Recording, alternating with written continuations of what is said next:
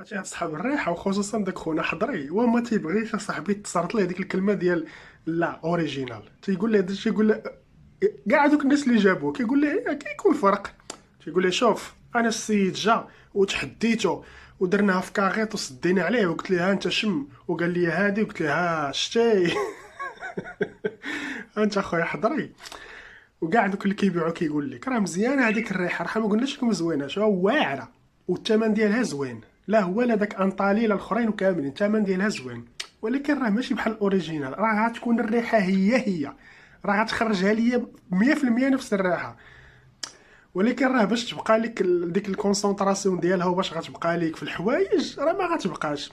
نهار يومين ديالها غتمشي، الاخرى راه كتبقى 15 يوم 21 يوم شهر، والله الا كاين شي رواح كيبقاو شهر في البلاكار كتعاود تجبد البياسه مثلا لبستيها وما بقات نقيه وما صبنتيهاش، والله الا كتجبدها كتلقاها ونفس الريحه باقا فيها صاحبي. ما تقولش تكذبوا صاحبي. قال لي شراها ب 4500 درهم وانا بعتها ليه قلت ليه شتي.